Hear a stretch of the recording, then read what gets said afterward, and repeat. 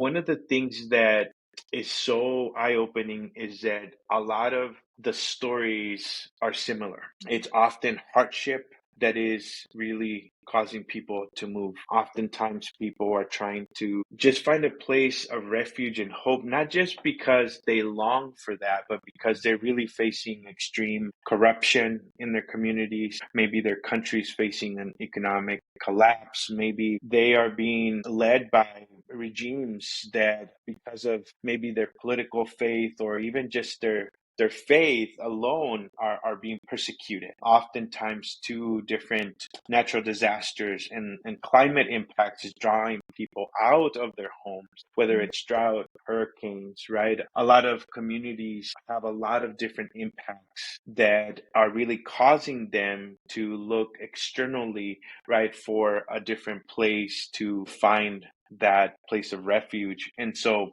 it's interesting because even though these themes overlap in many stories, there's also a desire oftentimes to reconnect with family. There's oftentimes to be in a place where they are safe, to be in a place where there is also economic opportunity in a lot of ways. And one of the things that I often reflect on is the physical reasons why people are coming. And I think a lot of us often see that, specifically if we're not at the border, if we see things through the headlines and the news. But one of the things that I've been really deeply impacted by is that the shoes of the migrant and the journey of the migrant is actually not so much different than our own journey.